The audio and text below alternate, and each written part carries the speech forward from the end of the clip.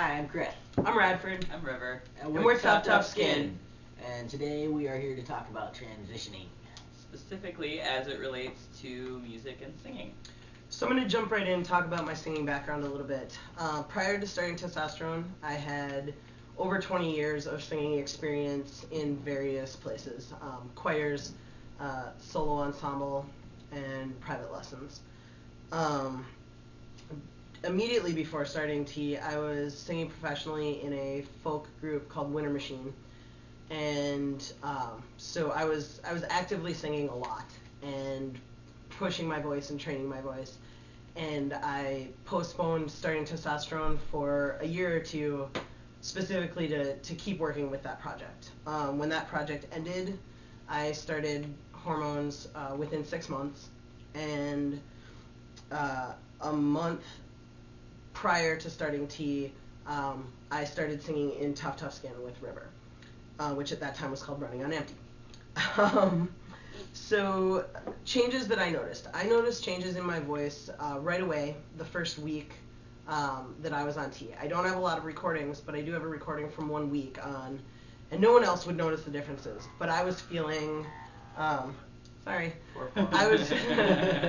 was feeling tightening in my voice. I was having to reach for the higher notes more. As my transition progressed, basically my range went from being about 2.5 octaves, and then it kind of shrank down. Then I regained the bottom of my range, and then lastly I was able to move into doing things in my head voice again. The first year to 2 years, I experienced quite a bit of cracking when I lost that top range.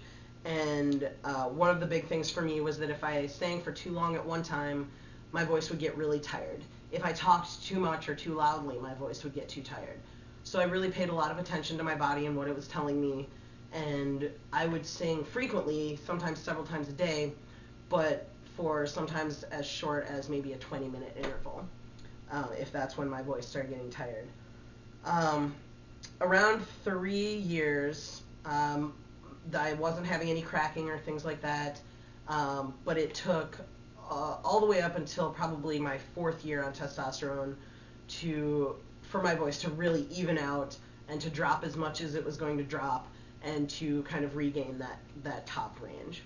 I think that, I'm very happy with how my voice turned out. I don't have as much breath support as I used to, and that's a big thing. I have to pay attention to breathing properly, using my diaphragm, using the skills and techniques that I learned in 20 years of singing prior to transition.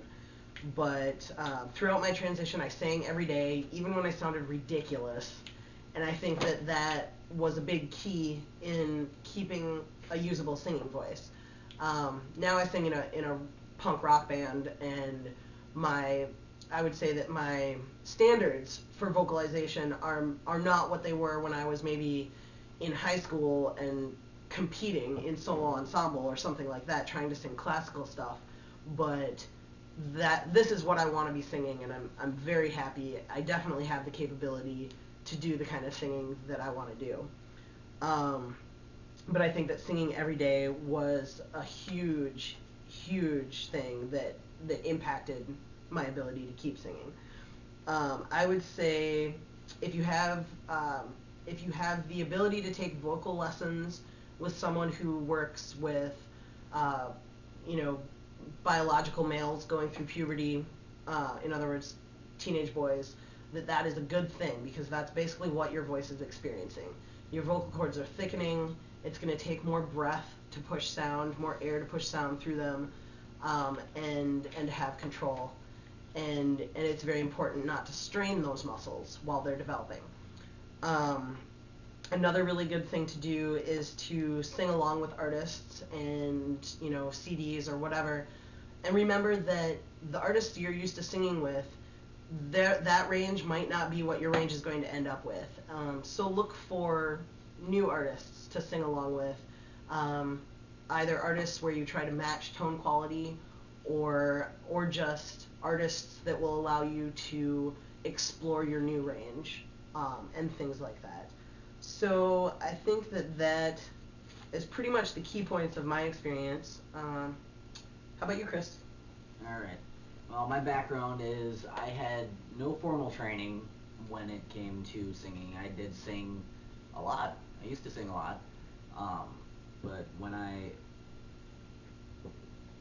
uh, when my voice started changing, I basically stopped, and I just my voice would squawk a lot, and I was really impatient, and I found that there were parts of my range that just disappeared, which I eventually got back, but for a while there I didn't have those parts of my range, and it was really frustrating, and I just lost interest. I mean, I wasn't enjoying it, so I quit. But you started singing more lately. Yeah, yeah. But singing is something that I want to get back into, and so I've been experimenting with that a bit, thanks to help from these guys. And Is it hard to hear like where certain notes are now that you're well, I starting? mean, I can hear it in my head when I hear a melody or whatever. I can hear a harmony in my head, but what first comes out of my face is not what it's not what I hear in my head, and so I do a lot of the type of stuff, like trying to find that note that I know is there, but so How long has it been since you used to sing prior to transition and are now trying to sing again? Okay, well I've been on T for it'll be 4 years. It'll be 4 years Goes this year. fast. It's been 4 years. Whoops. But I sang until like my voice started like really changing, like when I would try to hit a note and squawk a lot. But I mean, I sang here and there, but it's more like in the shower nobody can hear me because the water's running, or so I think. So like three and a half years probably. Probably 3.5 years where I haven't done a whole lot of anything. So yeah, now it's just I'm relearning that, and it's mostly trial and error, and me trying to get a feel for what my voice is supposed to feel like when I'm hitting the notes I want to hit, and how many times can I duplicate that. That's about it.